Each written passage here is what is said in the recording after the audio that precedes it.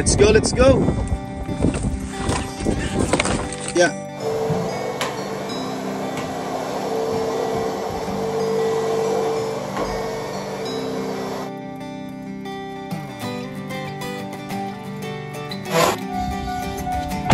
Let's go, Kiel.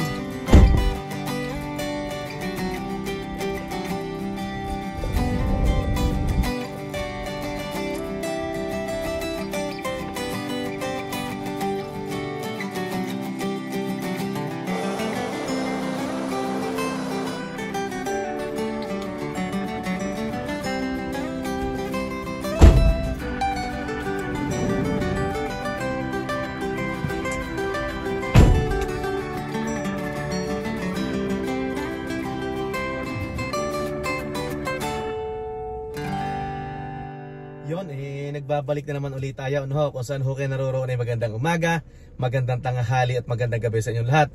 Aba, Utay, mag-hi muna. Yan, mahal na rin na. Yan, bakit? Nabasag? Hindi, screen protector. Screen protector lang pala yan.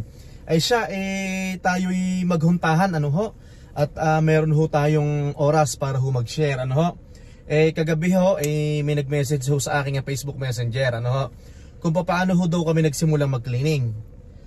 Okay, mahal na Reyna, tulungan mo ko dito. Ang amin pong nililinis na ito ay kami po ay nag-franchise, So, ibig sabihin po, para po itong mga restaurant, para itong mga Jollibee o kaya McDonald's na bumili po kami ng prangkisa, Bali, doon po sa prangkisang yon, kasama na po yung yung sila na po yung hahanap ng customer para sa amin, pero at the same time pwede namang humanap din kami, Tapos lahat po ng mga chemicals, pati po mga cleaning equipment sa company po namin kukunin. Doon po lahat manggagaling, hindi po kami pwedeng gumamit ng ibang brand. Tapos mahal na Reyna, paki-explain niya, paki-share nga sa kanila paano tayo nagsimula. 'Di ba, nag-research muna tayo ng ibang mga cleaning services dito, di ba? Kasi syempre, hindi lang under po pala kami ng Jampro. Bali, hindi lang naman po Jampro yung mga nag-cleaning dito na mga company, para po sa akin, sa mga gusto magtanong at sa mga nagtanong po sa akin kagabi at sa mga late ko na po na-replyan. Kahit hindi kagabi, yung mga nakaraan, mga nagme-message. So, mag-try po kayo sa iba. Hindi po porket napanood nyo lang po sa Limueco Farm in Canada na Jampro po kami, baka doon na sila pumunta. Mag-research sila, di ba? Hindi pwedeng okay sa atin tapos okay sa kanila. Yeah. Pwedeng okay sa atin, hindi okay sa kanila. Yan, ganun po. Bale, paki-explain niya, di ba nag-training tayo dito ng 4 na beses? Every Saturday yon, isang buwan yon. So sa loob ng 1 month, nag-training tayo ng 4 na Saturdays, 4 Saturdays. So, ano mga meron doon sa training na 'yon? So sa training na 'yon, mag-start siya ng morning until afternoon. So nandoon yung anong chemicals ang gagamitin natin, paano mag-mix ng chemicals. So dati kasi akala natin basta na lang tayo gagamit ng mga chemicals nila. So hindi, meron palang measurement. May tamang measurement, merong mga for woods, for stainless, for floors, carpet, ganyan, carpets, yan. Iba't iba yung chemicals na ginagamit natin para sa iba't ibang appliances or yun, sa equipment. Tapos yun nga, tinuro po sa amin yung paggamit po ng mga equipment, kung paano ba yung mga strategy. For example, may matinding stain sa carpet, yan, level by level namin gagawin yan. May unang chemical kaming i-spray, tapos pangalawa, pangatlo hanggang sa pang-4, yan. Tapos nandun din sa training kung it doesn't mean na nag-franchise ka, makikita mo na kagad yung ROI mo kapag meron ka ng 1 or 2 accounts. Yung accounts, yun yung tawag namin sa mga building na nililinisan sa mga namin. Customers. Sa mga customers namin. So, kunwari, yung latest natin school. is school. So, 3rd account na po namin yun. So, ayun. So, ganun po. Yun po, bali, sana po, yung aming kaunting explanation, yun po, naunawaan nyo, pangkalahatan na po, bali. Idagdag ko pa pala. Tapos yung kinikita natin per account is Iba-iba. iba-iba. Ang presyo.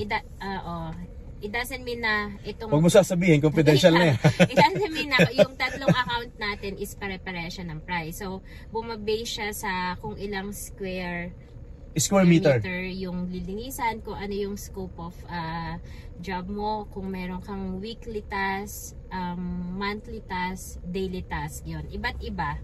Tapos, kung pwede rin na mag-upgrade ka, meron din kasing ibang training for floor polishing, mga ganyan. Ganyan, Oo, yung paggamit ng iba't ibang klase ng equipment. So, ibang level na rin yun. So, nasa sa inyo na rin kung gusto nyo mag-upgrade. Yan.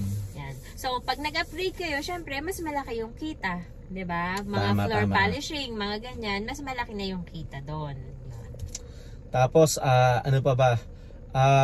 Yun, bali mag-research muna po kayo. Hindi lang naman po ito yung cleaning services dito sa Edmonton, hindi lang John Pro. Mag-research po kayo. Parang kung ano yung pasok sa ano ba? Sa taste. Hindi. Parang ganito yan ako muna. Sorry. Ganito muna. Parang naghahanap ka ng life insurance, 'di ba? Ano magkakalaban na life insurance, Manulife, Sun Life, basta maraming ganyan. So, yes. syempre, depende kung ano yung papasok doon sa needs nyo, sa budget nyo, 'di ba, sa mga benepisyo nila, no? Itong Jump Pro, 'di ba, parang meron ding scholarship to? Yes, yung ini-email sa atin, no? Yan. So, mamili muna po kayo, no? Yan. Kung meron sa kuwari tayong dalawa, tapos yung anak natin, gusto nating ipasok sa scholarship. Oh, yan, pwede. Yan, tapos may nagtatanong din. Tapos kung itatanong nyo, pero may nagtanong sa atin before, bakit nag-franchise kayo? Bakit hindi na lang kayo nagsarili? Hindi po kasi ganun kadali na magsasarili. Tsaka hindi ganun kadali maghanap ng client. So kung dito, mostly, yung iba, residential din yung nililinisan. So hindi natin, kumbaga, hindi natin prefer yun na maglinis ng residential. Yun, so ang nangyari po sa amin, nagpa-appointment po kami dito sa John Pro. Tapos yun, tinawagan kami, ayan, mag-report kayo sa opisina. Oo. Ang ginawa ko kasing una talaga, hinanap ko yung so nakita ko na yung website ni John Pro. Tapos ni-research ko siya. Then doon may nakalagay doon ang application. So nag-fill up ako ng form. Tapos nung nag-fill up ako ng form, sinubmit ko, naghintay tayo. Parang hindi ko alam, parang months din yung hinintay natin bago tayo tinawagan. Bago sila nag-reply sila, tapos nag-introduce sila, nag-book ng appointment para ma-meet natin sila in person. In person, yeah. Yeah, para ma-explain nila na ganito ganyan yung procedure, and then kung tatanggapin natin, we will go through the training. Yeah, tapos yun, nung naging okay na po kami, nag-deal kami, syempre nagbigay po kami ng pera para sa franchise fee. Tapos andun na yung equipment. So sinabihan nila kami, tinulungan nila kami mag-ayos ng business permit. Yan, tapos yung pinakuha tayo ng police clearance, pinag-open nila tayo ng account sa bangko, 'di ba? Tapos tinulungan nila tayo mag-open ng WCB. Tapos ano pa, yung business permit, registration, yan. CRA, yung sa tax. Yan yung mga sa taxes. Basta yan. Ang pinaka-umpisa na nilang gagawin is application. Lahat naman ganun, di ba? Kahit naman papasok ka sa school, kailangan mo pa rin ng application form, di ba? So mag-a-apply ka muna. Then mag-wait kayo kung kailan kayo i-email, kung kailan sila mag-reply sa inyo, kasi parang under review pa rin yung application. Yes, so kasi isasubmit mo pa doon kung saan ka nagwo-work, di ba? Parang ganoon. Parang nakalagay din doon sa application pa sa nagwo-work, magkano income mo sa work mo, parang ganoon. Ay, bago makalimutan, shout out kay Kuya Julius yan. Si Kuya Julius din, isang dahilan kung paano namin nalaman yung Jump Pro. Kuya, Ate Aiba, maraming salamat po sa inyo. Dati kasi naka-under tayo kina Kuya. Dati sila yung nakatulong sa atin. So dati po nakiki-cleaning lang kami dito sa Edmonton, tapos hinikayat nila kami na try nyo yung Jump Pro, baka magustuhan nyo, pero hindi niya tayo pinupush sa Jump Pro. Ang sabi din niya sa atin, pero maghanap-hanap pa din kayo. Instead na nagwo-work kayo sa amin, 'di ba? Na pinapasahod ko kayo, why don't you franchise your own? Yung kayo na yung nagmamay-ari. Tapos, at the same time, kung lumaki yung business, 'di ba? Hindi na namin kayang mag-asawa, sabi niya.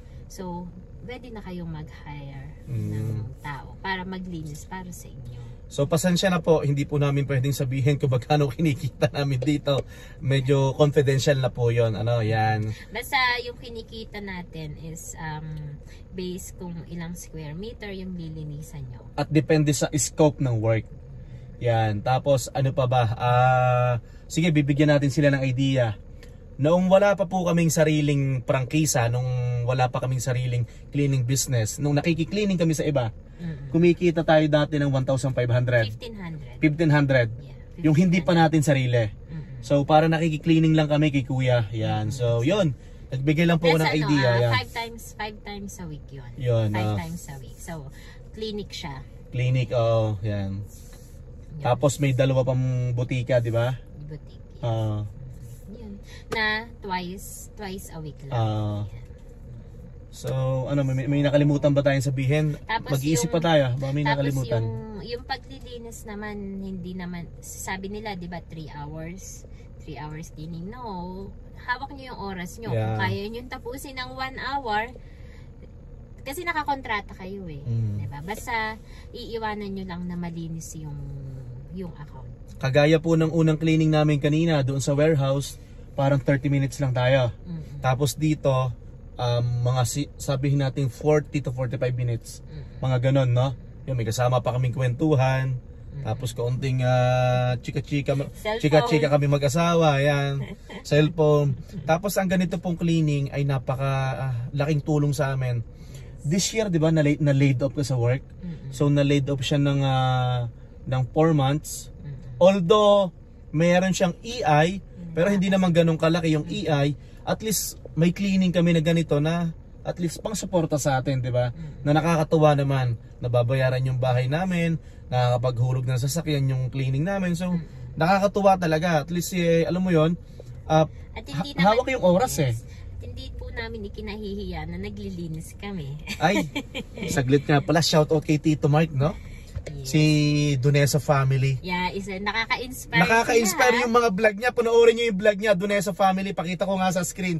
Gustong-gusto ko yung vlog niya nung nakapagkwentuhan. Nakaka-inspire yung family nila. Tsaka, alam mo, sabi nga nila, dati nahiya ako na, nung first time natin sila na-meet na, sabi natin, wait lang maglilinis lang tayo. Nahiya ako sa kanila kasi pinuntahan pa nila tayo, di ba? Hinintay nila tayo. Diba? So, pero nakaka-inspire yung family niya. Tito Mark, maraming salamat. Sinabi nga niya sa vlog niya na huwag niyong, parang huwag niyong babasta-bastahin ang cleaning, di ba? Yes. So, ang laki din nung nasa British Columbia sila, ang laki na naging tulong ng cleaning sa pamumuhay nila sa British Columbia, di ba? So, talagang sipag at tiyaga lang, di ba? Ano naman po, kahit tapos naman po kami ng pag-aaral, pero choice po namin na piliin na maglinis dito sa kasi kanya-kanya rin naman po tayo ng choice. May mga tao na hindi kayang gawin yung ginagawa namin. Hindi naman po lahat naman ng Pilipino flexible, pero may ilang Pilipino na syempre, ayaw talaga. May ibang Filipino na ayaw, tas may iba malalaki talaga yung sahod nila, 'di ba? Na hindi na nila kailangan gawin yung ginagawa yung ganito natin. yan, tayo naman nasa middle lang naman tayo. So nung una hindi rin namin kaya, 'di ba? Ako hindi ko rin akalain na makakayanan ko yung ganitong trabaho. Yan. So pero para sa akin kasi no stress. Oo. Para sa akin no stress. Hawak yung oras, 'di ba? Hindi kami nagmamadali. No stress. Basta 'yon, no stress yung ganitong trabaho para sa akin. Yan. Yes. Kasi dati may part-time tayo after ng full-time natin sa dito, di ba? Ikaw pupunta ka ng Costco, pagod na pagod ka doon sa may cafeteria, restaurant ba 'yon? Yung mga tindahan ng pizza at hotdog sa Costco, di ba? Yes. Tapos ang dumi-dumi ng damit mo pag uwi mo ng bahay. Ako ganun din, nasa kitchen ako. nasa Aramark ako dito sa University of Alberta, doon sa pinagtatrabaho ni Mrs. ngayon. So after ng kwan ko, doon ako diretso. So talaga nakakapagod. Magdadrive ako ng sasakyan, sobrang traffic. Syempre pag kitchen ka, dapat on time ka, andun ka kasi kailangan ka nila. Eh ganitong linis, pwedeng paglabas ko ng alas 4 ng hapon sa full time ko sa umaga, pwede linisin ko tango ng alas 6, alas 7, alas 8, or kahit hating gabi pwede ko linisin. So, alam mo yun. Tapos may nagtatanong din sa akin, ba't hindi ka mag-apply as mga manager dito? Manager, assistant manager, supervisor. Sabi ko na lang, ang sagot ko na lang sa kanila, parang ayoko na kasi ng stress, na pagdaanan ko na rin yan eh. Okay na ako kung ano yung estado ko sa buhay, okay na ako nakasama yung pamilya ko, na ganito yung trabaho ko. Yan, ganon. Na, basta kasi dati pag ganyan yung mga may position, stress ako sa trabaho. Okay na ako kung ano yung binigay sa akin ni Lord. Wala na akong mahihiling pa. Basta kasama ko yung family. Parang alam ko yung sinasabi ng mahal na Reyna. Kasi itong mga nakaraang araw, yan, may nag-o-offer sa kanya ng work. Yan. So, ang mahirap kasi doon, may kahit weekends may pasok, di ba? Yeah. So, ito sa work mo ngayon, Monday to Friday lang, di ba?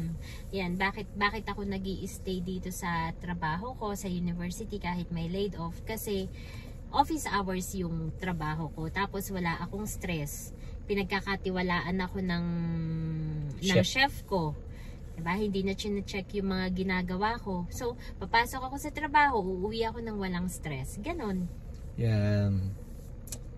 Kaya nag-i-stay ako. Si Otoy yata may sasabihin. Otoy, may sasabihin ka pa. Ay, nako. Maraming salamat po. At yun lang po, nag-share lang po kami kung paano po kami nagsimula. Nakakatuwa tong trabahong ito. Sama-sama kami.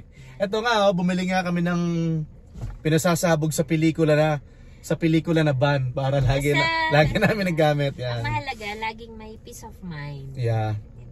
May peace of mind tayo. Tapos, gusto mo yung ginagawa mo, yun, hindi, pinakagusto ko dito sa cleaning is hawak mo yung oras mo talaga. Yeah. Yung hindi ka lagi nagmamadali, di ba? Yeah. So, yun, masayang araw ho ng linggo sa inyong lahat. At bukas pasok na naman. Yan. Utoy, kailan pasok mo? Wala pa, no? Wala pa po. Kasi dito po sa Alberta, Strike po. may, buong Canada ba yun? Or Alberta lang? Alberta lang. Merong teacher. Strike ng mga teacher. So para magti 3 weeks nang walang pasok si Utay, na? Ay siya, yun na lang po. At kung may pagkukulang po kami sa mga sinabi namin or sobra, ay pasensya na po. So sa mga batikan na po sa ganitong paglilinis or sa mga franchise, pakituruan na lang po kami, paki-comment at para mabasa po ng lahat. Ano? Kasi ito based lang sa ating mga experience. Yun. Okay, magpaalam na tayo. At syempre, hindi matatapos ang araw na to na hindi kami nagpapaalam sa inyo. Kung saan kayo naroroon ay magandang umaga. Magandang tanghali. Yel! Magandang gabi. Magandang gabi sa inyo lahat. Hanggang sa muli po. Have a blessed Sunday everyone. Bye-bye! Maraming salamat po.